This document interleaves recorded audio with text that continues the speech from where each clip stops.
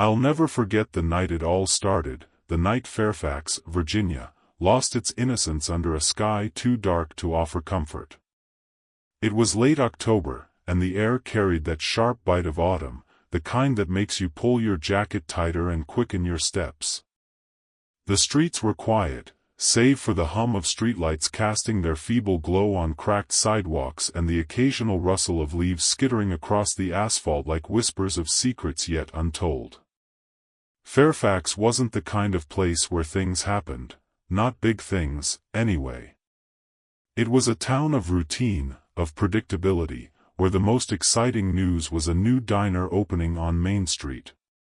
But that night, something shifted, something broke, and I was there to see it unfold, even if only through the lens of memory and whispers. A sleek black SUV cut through the stillness, its engine a low purr against the night's silence. Behind the wheel sat Maya Jackson, a woman who carried herself like she belonged everywhere and nowhere at once. If you saw her in passing, you might not look twice. Her dark skin glowed faintly under the dashboard lights, her hair was pulled back in a tight bun, and her posture was relaxed but alert. She wore a simple black jacket and jeans, nothing flashy, nothing to draw the eye.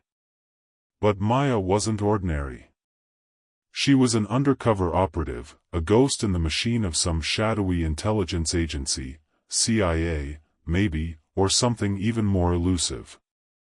I couldn't tell you which, and she wouldn't either. Her life was a tapestry of secrets, woven with threads of danger and stitched with a resolve that never wavered. That night, Maya was on her way out. She'd been in Fairfax for months, working a mission she'd never fully explain, even to herself in quiet moments. Her cover was simple, a freelance consultant, vague enough to dodge questions, real enough to hold up under scrutiny. She'd gathered what she needed, data, names, connections, and now it was time to slip away, to vanish into the next assignment. Her hands rested lightly on the steering wheel, her sharp eyes scanning the road ahead. She approached an intersection, a lonely stop sign standing sentinel in the dark, its reflective surface glinting under her headlights. Maya was meticulous, always had been. It was a habit born of necessity, a survival instinct honed through years of living on the edge. She came to a full stop, her foot firm on the brake, and checked her mirrors before turning left onto a quiet side street. She hadn't gone 50 yards when red and blue lights erupted behind her, painting the night in harsh, flickering strokes. The wail of a siren pierced the air, a sound that would have sent most people's hearts racing. But not Maya's. Her pulse stayed steady, her breathing calm as a still pond. She'd faced this before, countless times, in countless places, and each encounter was a test she'd mastered. She eased the SUV to the curb, killed the engine, and reached into the glove compartment with a practiced calm, pulling out her license and registration. She waited, hands resting in her lap, as two figures emerged from the patrol car behind her. David Lawson was the first to step into view, a tall man with a square jaw and a stride that screamed authority.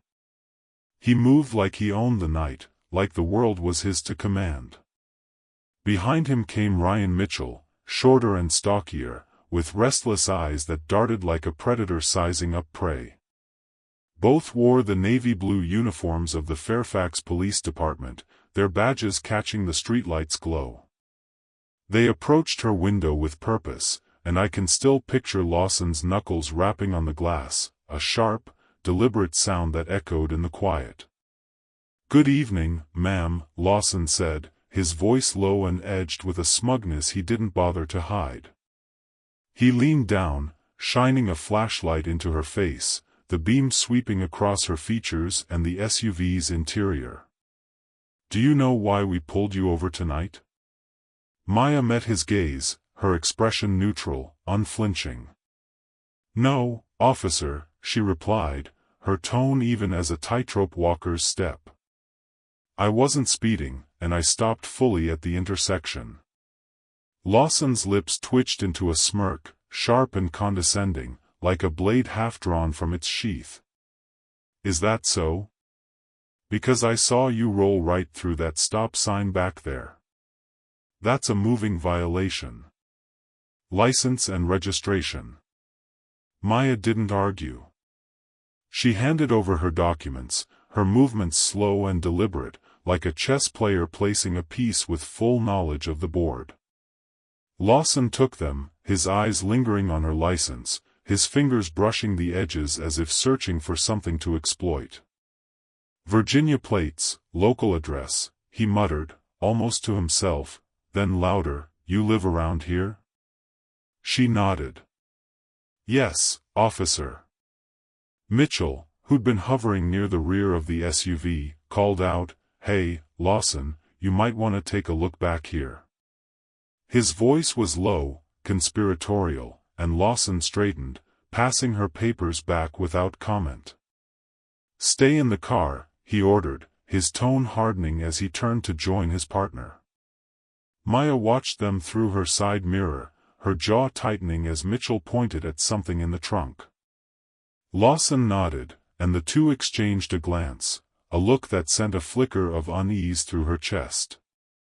Not fear, Maya rarely felt that, but a sharp, instinctual warning, like a predator sensing a trap. Moments later, Lawson returned, his expression grim. Step out of the vehicle, ma'am. Maya tilted her head slightly, her voice calm but questioning. May I ask why, officer? We've got reason to believe you're in possession of illegal substances, he replied, his tone clipped, rehearsed. Her eyes narrowed. Illegal substances, she repeated, her voice steady. I think you've made a mistake. We'll see about that, Lawson said, gesturing for her to exit. Mitchell was already waiting near the trunk, a smug grin plastered across his face. Suppressing a sigh, Maya opened the door and stepped out, her movements unhurried, deliberate, as if she had all the time in the world. She stood with her hands at her sides, watching as Mitchell theatrically lifted the trunk and pointed to a small, unmarked bag sitting conspicuously near the edge. There it is, Mitchell said, his voice dripping with mock surprise. What do you know, a bag of powdery goodness. Maya's eyes flicked to the bag, then back to the officers. Her face remained unreadable, but inside, her mind raced, cataloging every detail. That bag hadn't been there when she'd left her safe house, she was certain of it. This was a setup, a clumsy one at that, but effective enough if she didn't play her cards right. Lawson moved closer, his smirk widening. Anything you want to tell us, ma'am?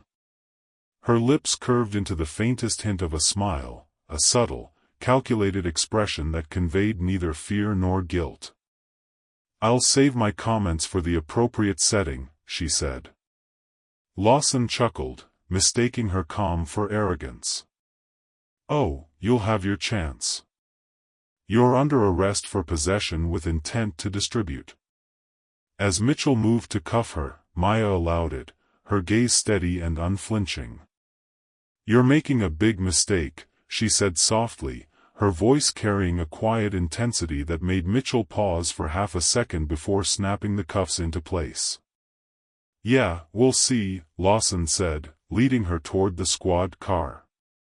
Let's see how confident you are in front of a judge. As they drove away, Maya gazed out the window, her mind already spinning through her options. Lawson and Mitchell might think they'd scored an easy win, but they had no idea who they were dealing with. The ride to the Fairfax police station was a study in silence, the kind that presses against your ears until you can hear your own heartbeat. The only sounds were the hum of the engine and the occasional crackle of the police radio, spitting out codes and static. Maya sat in the back seat, her hands cuffed behind her, her expression as neutral as a blank page. The fluorescent glow of passing streetlights painted fleeting shadows across her face, but her eyes remained fixed on the road ahead. Inside, her thoughts were sharp, deliberate, every moment of the encounter replayed in her mind like a film she was editing frame by frame. The stop sign that didn't warrant a stop, the officer's smug confidence, the planted bag, it wasn't random corruption. It was calculated, rehearsed, a play they'd performed before. Lawson glanced at her in the rearview mirror, his lips curling into that same faint smirk. "You don't seem too worried," he said, breaking the silence, his voice edged with mockery. Maya met his eyes through the glass, her gaze steady. "Should I be?" He chuckled, shaking his head. "You're either brave or stupid, lady. I've seen a lot of people act tough, but it never lasts long in the holding cell." She didn't respond. She didn't need to. She knew men like Lawson, power-hungry, rule-benders, untouchable in their own minds. For now, she let him believe he was in control. That illusion wouldn't hold. The station was a squat, aging building on the edge of town, its brick facade weathered by years of neglect. Inside, the fluorescent lights buzzed overhead, casting an unforgiving glare on scuffed linoleum floors and peeling paint. The night shift officers lounged behind their desks, sipping lukewarm coffee from styrofoam cups and trading low murmurs about the day's end. Lawson and Mitchell marched Maya inside, their voices loud and brash, cutting through the station's lethargy. "Got ourselves a big one tonight," Lawson announced, tossing the bag of powder onto the counter with a theatrical flourish. The other officers glanced up, their interest piqued. "Caught her red-handed," Mitchell added, grinning. "Looks like she's been running more than stop signs." Maya remained silent, her gaze sweeping the room. She noted the placement of every camera, old models, likely outdated and poorly maintained, the layout of the desks, the casual camaraderie among the officers. It was a small station, the kind where everyone knew everyone, where secrets were shared in nods and unspoken codes. They guided her to a fingerprinting station, where Lawson removed the cuffs and motioned for her to place her hands on the ink pad. She complied without a word, her movements calm and deliberate.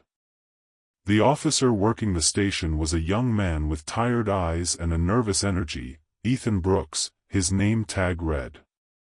He hesitated as he glanced at her, as if sensing something off.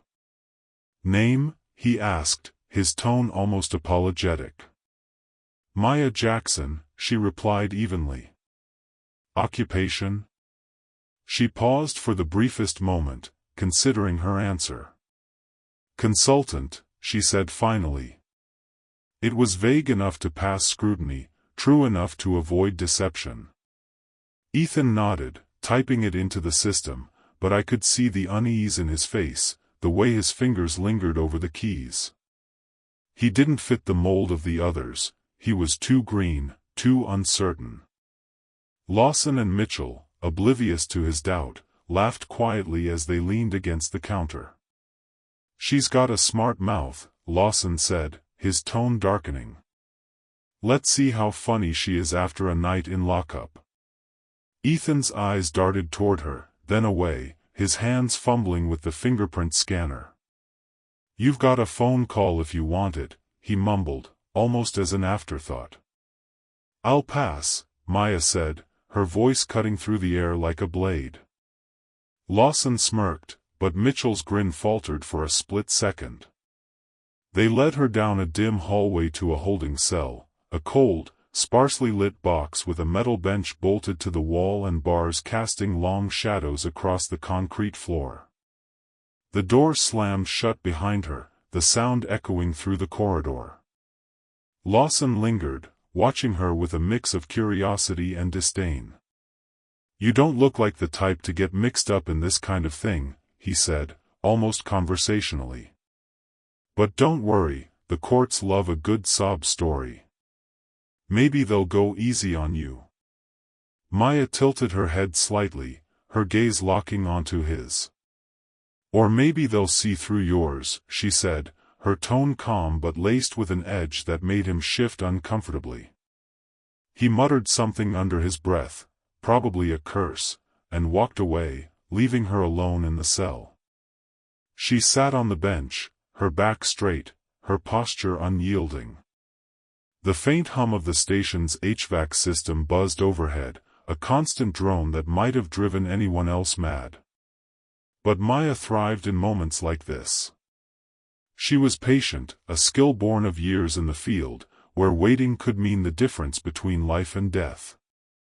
She knew her absence would be noticed soon, her team was too good, too thorough to miss it, and when it was, there'd be questions.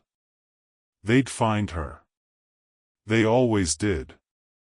In the meantime, she had to play the part, the calm detainee, the unremarkable woman with nothing to hide. But every passing moment was an opportunity to observe, to gather intel. She noted the footsteps of the night shift officers as they passed her cell, their routines and patterns. She listened for the faint beeping of the station's computers, the crackle of the radio. Every detail mattered. In the break room, Lawson and Mitchell sat back with steaming mugs of coffee, their laughter filling the small space. "She thinks she's untouchable," Mitchell said, shaking his head. "Did you see her face? Not even a flicker of panic."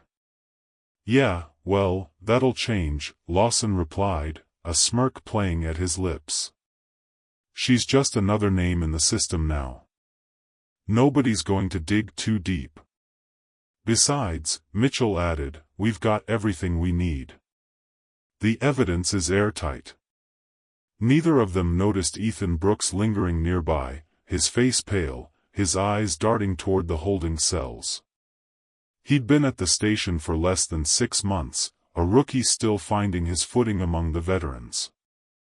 He'd processed dozens of arrests, seen the gamut of reactions, fear, anger, desperation, but Maya was different. She wasn't defiant or aggressive, but she wasn't scared either. Her calm was unnatural, unsettling, like a still lake hiding a storm beneath its surface. And that bag of drugs, it was too convenient, sitting right there in the trunk like a prop in a play. Ethan kept his mouth shut, though. In this station, questioning senior officers wasn't just frowned upon, it was dangerous. You didn't rock the boat unless you were ready to sink with it. Back in her cell, Maya leaned against the cold metal wall, exhaling slowly. She closed her eyes, not to sleep.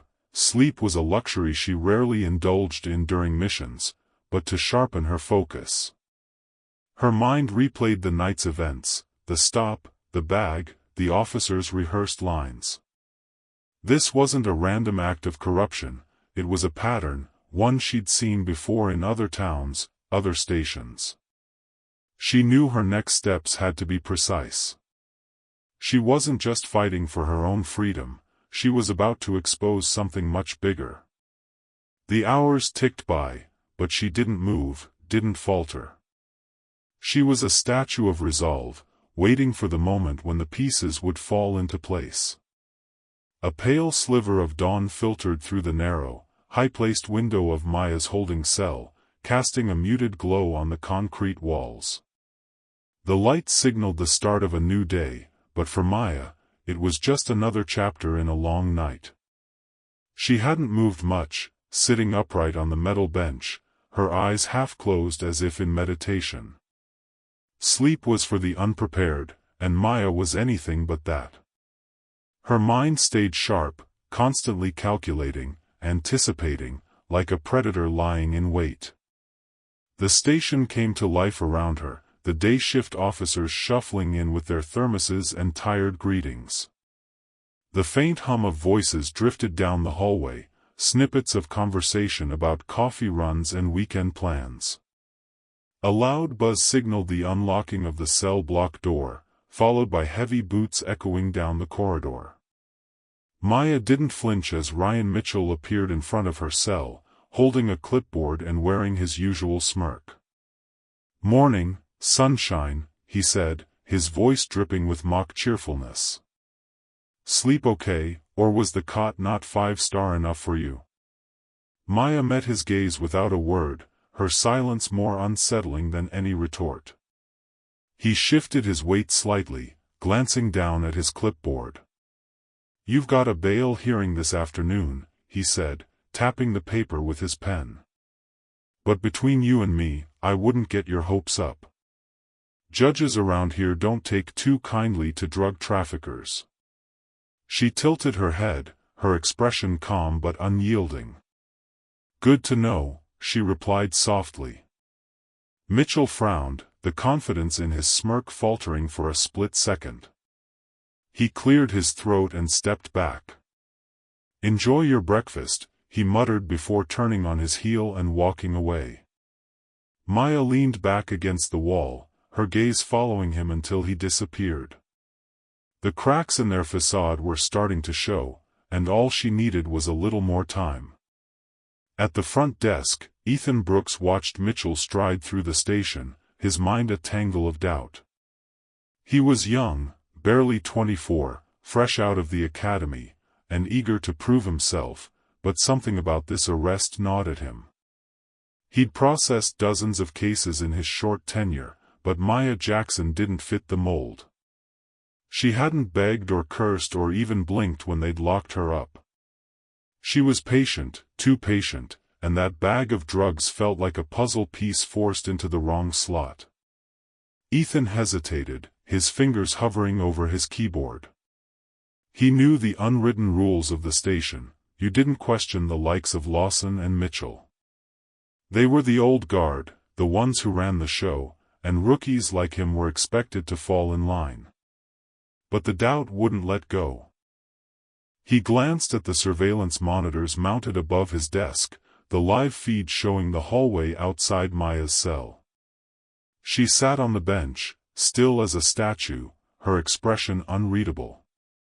Ethan bit his lip, a tiny spark of resolve flickering within him. He pulled up her file on his computer: driver's license, local address, occupation listed as consultant, with no further details. It was straightforward, too straightforward, and that only deepened his unease. While Ethan wrestled with his conscience, Maya made her move. Her hands rested casually in her lap, but her sharp eyes were trained on the camera outside her cell. It was an old model, its lens clouded with dust, likely a budget oversight by a station that didn't prioritize upgrades. She waited until the hallway was clear, then shifted slightly on the bench, her movements deliberate but subtle. Hidden in the hem of her jacket was a small, inconspicuous tracker, standard issue for operatives like her. She pressed her hand against the fabric, triggering the device with a barely perceptible click. The tracker sent a silent signal, a beacon that would reach her team within moments. She didn't need to speak or explain, they'd know what to do. In a nondescript office miles away, a phone buzzed softly on a desk. A hand reached out to answer it, and a calm, authoritative voice spoke. "Signal received. Location confirmed. Deploying resources." Maya leaned her head back against the wall, her eyes closing for a brief moment. She could almost feel the gears turning, the quiet precision of her team mobilizing in the background. Every second that passed brought her closer to the inevitable reckoning. She opened her eyes and smiled faintly, not a smile of joy, but of quiet certainty. Lawson and Mitchell had no idea what was coming. Chapter 4: The Storm Brews. The station bustled with its usual morning activity, officers filing reports, answering calls, exchanging pleasantries over stale donuts. It was business as usual for everyone except Maya Jackson and the two men who'd orchestrated her arrest. For Lawson and Mitchell, the day felt like a victory lap, a smug celebration of another notch on their belts. Maya sat motionless in her cell, her posture as composed as ever. Through the bars, she could see the edges of the station's activity, the occasional shadow passing by, snippets of conversation about football scores and car troubles. But she remained focused, her mind a steel trap. She knew how to blend into the background when necessary, to make herself invisible until the moment visibility mattered most. Her signal had been sent hours ago, and she trusted her team implicitly. But she also knew they wouldn't act immediately. Timing was critical in operations like this. In the meantime, she needed to sow the seeds of doubt, to nudge the station's fragile ecosystem off balance. At the front desk, Ethan Brooks's eyes darted toward the holding cell monitors again. Maya hadn't moved much since her arrival, but something about her demeanor gnawed at him. It wasn't fear or defiance, emotions he was used to seeing in detainees, but patience, a quiet confidence that seemed misplaced for someone accused of trafficking drugs. Unable to shake his unease, Ethan pulled up her file again, clicking through the digital records. The arrest report from Lawson and Mitchell was there, a tidy narrative, stopped for failure to yield at a marked intersection. Driver exhibited nervous behavior during questioning. Consent to search granted. Controlled substances found in the trunk of the vehicle. He muttered the words under his breath, reading aloud, but something didn't add up. He'd been trained to spot deception, and while the report followed procedure on the surface, it felt too clean, too scripted. Where was the nervousness they claimed? Maya had been calm, eerily so. Ethan's internal conflict grew as the hours passed. He found himself pacing near the holding cells, glancing toward Maya's cell with increasing frequency. Finally, he worked up the courage to speak. "Miss Jackson," he said, stopping just outside the bars. She looked up, her dark eyes sharp and assessing. "Yes?" He hesitated, his hand resting on his belt. "I, just wanted to ask, did you really consent to the search of your car?" Maya tilted her head slightly, studying him. She could see the doubt in his eyes, the faint cracks in his resolve. "What do you think, Officer Brooks?" she asked, her tone calm but pointed. Ethan swallowed hard. I'm just doing my job," he said, his voice faltering. "That's what they're counting on," she replied, her gaze steady. "Men like Lawson and Mitchell, they rely on people like you to look the other way." His face flushed, and he stepped back, stammering something unintelligible before retreating down the hall. But Maya saw the hesitation in his steps, the conflict etched into his features. The seed had been planted. Meanwhile, in the heart of Fairfax, a plain black sedan rolled to a stop outside a nondescript building. Inside, a man in a tailored suit stepped out, his movements deliberate. He was flanked by two other agents, their demeanor professional and alert. "ETA on extraction," one of the agents asked as they entered the building. The man checked his watch, his expression unreadable. "We'll proceed when she gives the signal. For now, we watch." Inside a secure operations room, live feeds from the police station flickered across several monitors. One screen showed Maya in her cell, sitting perfectly still.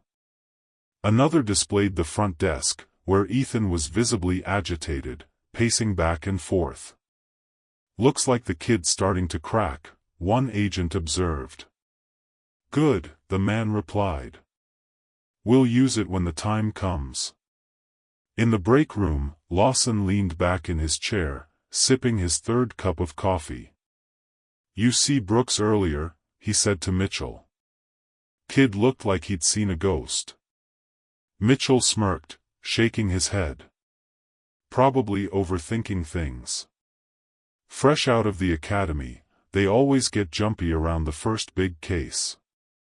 "Yeah, Well, let's hope he doesn't start asking too many questions, Lawson said, his tone darkening. Mitchell shrugged. Doesn't matter. The evidence is all there, and she's got no alibi.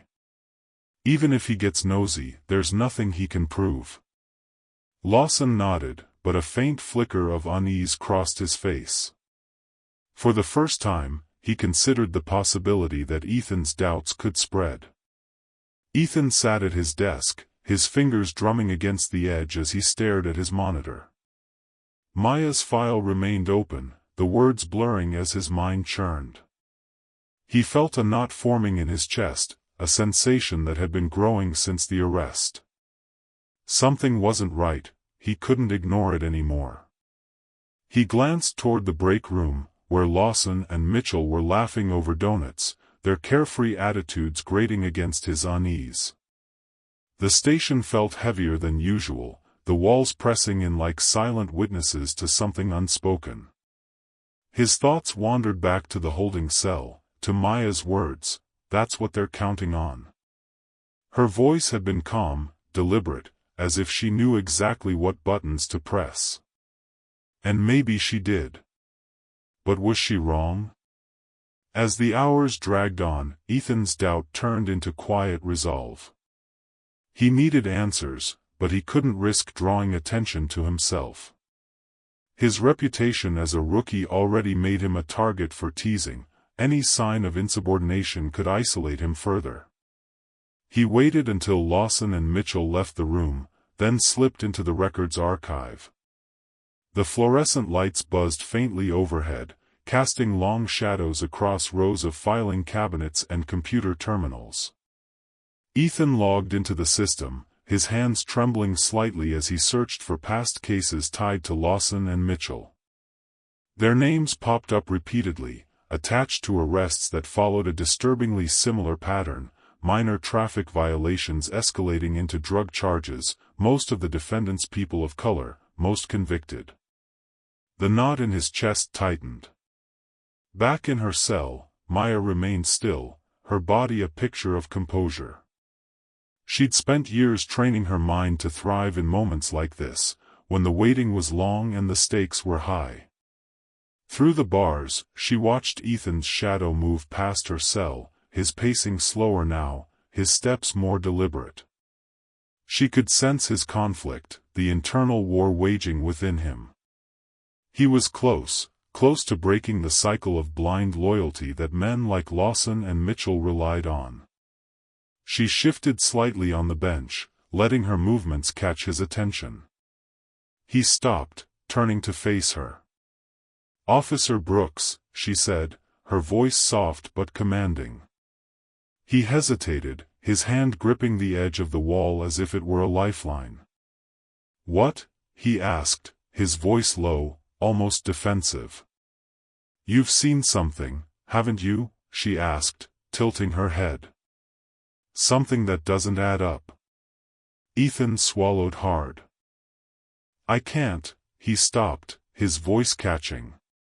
"I'm just trying to do my job." "And what is your job, exactly?" Maya pressed. "To follow orders? To look the other way when you know something's wrong?" His jaw tightened, his eyes darting down the hallway. "You don't understand how things work around here," he said. "I understand more than you think," she replied, her gaze unwavering. "I know what it's like to feel trapped, to think you don't have a choice. But you do, Ethan. You always have a choice." He walked away, but her words followed him like a shadow. Back at his desk, his fingers hovered over his keyboard. He stared at the list of cases tied to Lawson and Mitchell, his stomach twisting with each new name he read. Finally, he made a decision. He opened a secure email channel and typed a message, his fingers moving faster as his resolve solidified. He attached the case files he'd found, along with a note, "To whom it may concern, there's something wrong in this station. I don't know who else to turn to. Please help." He hit send, his heart pounding as the message disappeared into the void. He didn't know who would receive it or if they'd care, but it was a step, a leap, toward doing what he knew was right. In the break room, Lawson leaned back in his chair, his coffee cup resting on his knee. "You notice Brooks acting weird today?" he asked, glancing at Mitchell. Mitchell shrugged. "Kid's always weird. What's he gonna do, rat us out?" Lawson smirked, but his eyes narrowed. "Still, keep an eye on him. Last thing we need is some rookie poking his nose where it doesn't belong." That afternoon, as the station hummed with activity, a nondescript black sedan pulled into the lot. Inside, Maya's team prepared for their next move. They'd intercepted Ethan's email, exactly as planned, and now they had what they needed to proceed. "Let's make this clean," the team leader, Michael Reed, said, adjusting his tie. "No unnecessary disruptions. We need to expose this from the inside." As they stepped out of the car, the sun glinted off their badges, FBI. The hum of the station fell into an awkward silence as the front doors opened. The agents stepped inside, their movements measured, their black suits crisp, their badges gleaming under the fluorescent lights. Reed, a tall man with graying hair and a stern expression, approached the front desk, his eyes scanning the room with quiet authority. Ethan, seated nearby, froze mid-typing, his heart racing. He wasn't sure if it was fear or relief, or both. He watched as Reed leaned slightly over the desk, speaking low enough that the surrounding officers couldn't hear. The desk sergeant, a burly man with a gruff demeanor, straightened up, his hand instinctively reaching for the radio on his shoulder. "What's this about?" he asked, his voice wary. "Federal investigation," Reed replied, his voice steady and clipped. "We need access to your records and holding cells. Immediately." The sergeant hesitated, his brow furrowing as he exchanged a glance with a nearby officer. The FBI's sudden arrival was unusual, disruptive, but there was no protocol for denial. "Fine," he muttered, gesturing toward the hallway. "Follow me." From his desk, Ethan watched the exchange, his palms slick with sweat. He knew deep down that his email had triggered this, but he hadn't expected a response so soon, or so visible. His gaze flicked toward Lawson and Mitchell, who were standing near the break room door.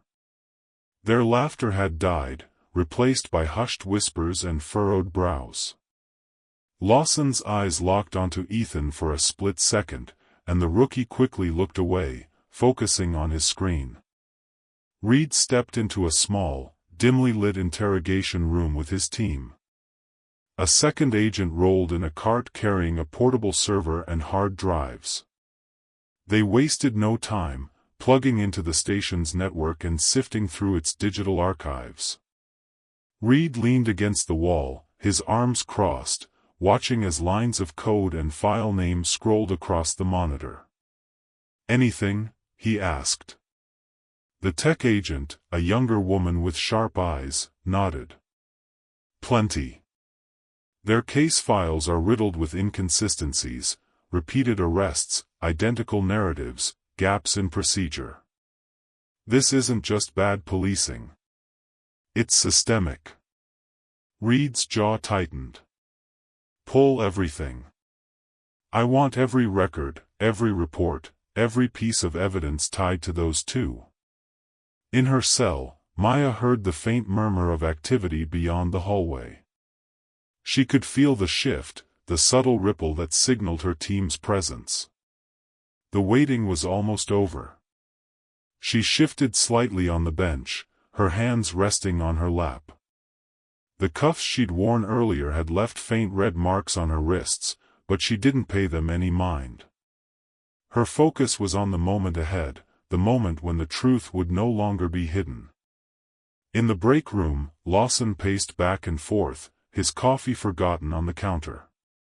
Mitchell leaned against the wall, his arms crossed, watching his partner with growing unease. "You think this is about her?" Mitchell asked finally, his voice low.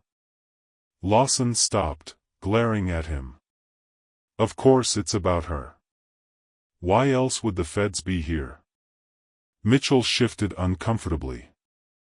"You think they know?" Lawson scoffed, but there was no conviction in his voice. "No way. There's nothing to know. Everything we did was by the book." "Yeah," Mitchell muttered. "Sure." Reed emerged from the interrogation room, flanked by 2 other agents. He carried a folder filled with printed reports, the weight of evidence in his hands. He made his way through the station, his expression unreadable, and approached the bullpen. His gaze locked onto Lawson and Mitchell, who froze mid-conversation. "Officers David Lawson and Ryan Mitchell," Reed said, his voice cutting through the air like a knife. "We need to speak with you." Lawson tried to play it cool, forcing a smirk as he stepped forward. "What's this about?" he asked, his tone casual. "We've got nothing to hide." Reed didn't blink. "Good. Then you won't mind answering a few questions." The room fell silent as the agents led the 2 officers toward the interrogation room. Ethan watched the scene unfold, his heart pounding. He could see the cracks forming in Lawson's facade, the tension in Mitchell's shoulders. The once confident duo now looked like cornered animals. Minutes later, another agent arrived at Maya's cell. The door buzzed open, and he stepped inside, his face neutral but his tone respectful. "Miss Jackson," he said, "you're free to go."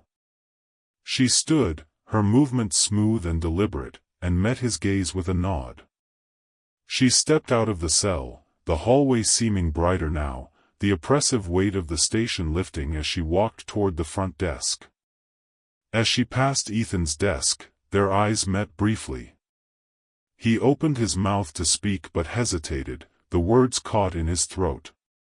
She stopped, turning to face him fully. "Thank you," she said quietly, her voice carrying an unspoken understanding. Ethan's chest tightened. He gave a small nod, his hands gripping the edge of his desk. He didn't know what would come next, but for the first time since joining the force, he felt like he'd done something that mattered. The interrogation room was a cramped, sterile box, its metal table scratched and dented from years of use. Lawson and Mitchell sat across from Reed, their postures stiff, their bravado fraying at the edges. Reed stood opposite them, his hands resting on a stack of documents, the silence stretching uncomfortably. The faint hum of the overhead light buzzed like a distant swarm of bees. "So," Reed began, his tone measured, "do you want to start with the arrest report, or should we jump straight to the planted evidence?" Mitchell flinched, his eyes darting toward Lawson. "We don't know what you're talking about," Lawson said firmly, his voice laced with defiance. Reed didn't flinch. He opened the folder, pulling out a series of printed photos, and slid them across the table one by one, images from the station's security cameras showing Lawson and Mitchell holding the unmarked bag before Maya's car was searched. Lawson's jaw tightened, but he kept his composure. "That doesn't prove anything," he said.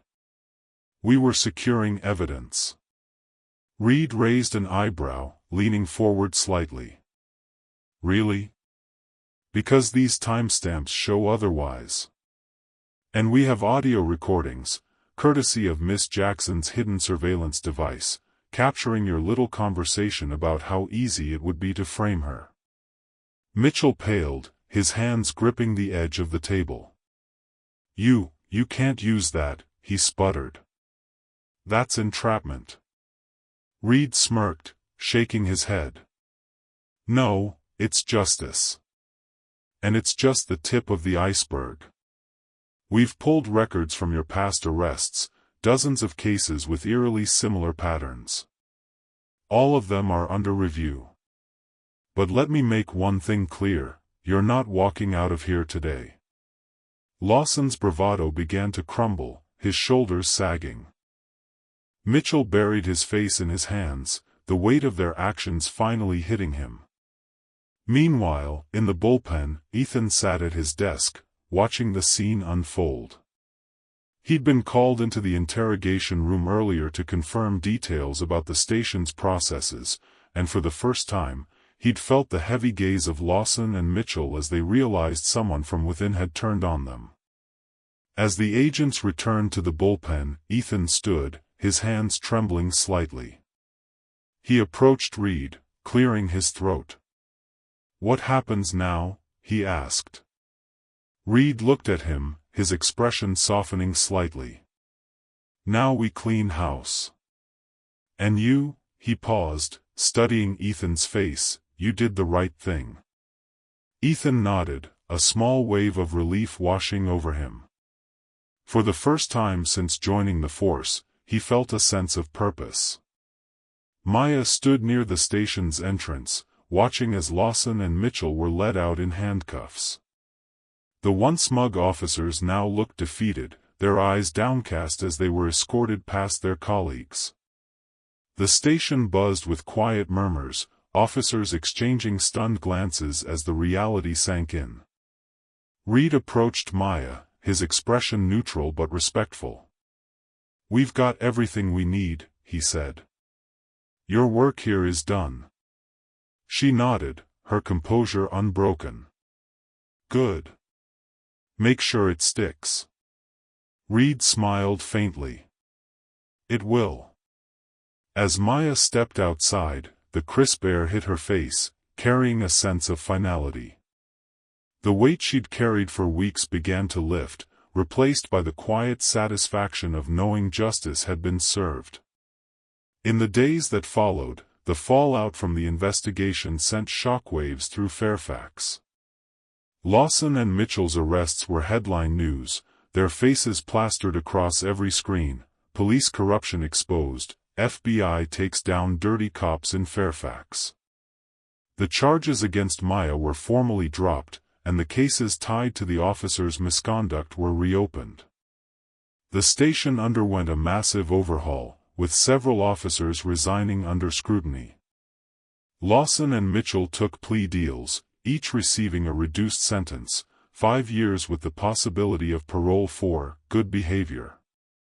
They emerged from prison years later, shadows of their former selves, their reputations in tatters. Fairfax tried to move on, forming a community oversight committee to monitor the police, but change was slow, and the scars remained. Ethan left the force 6 months later, enrolling in law school with a new mission: to fight for justice from the other side of the system. He never forgot Maya's words, the way they'd cut through his fear and forced him to choose. Maya, meanwhile, vanished into her next assignment, an international operation targeting a crime syndicate in Eastern Europe. She sat on a park bench one crisp morning before her departure, a steaming cup of coffee in her hands, the autumn leaves rustling around her. Reed joined her, a rare moment of camaraderie between them. "You could have handled this differently," he said, sitting beside her. She smirked, taking a sip. "And missed the look on their faces?" "No thanks." He chuckled softly. "You've got a knack for making things memorable." They sat in companionable silence, the weight of their work momentarily forgotten. For Maya, the storm had passed, but the impact of her actions would ripple on, ensuring justice.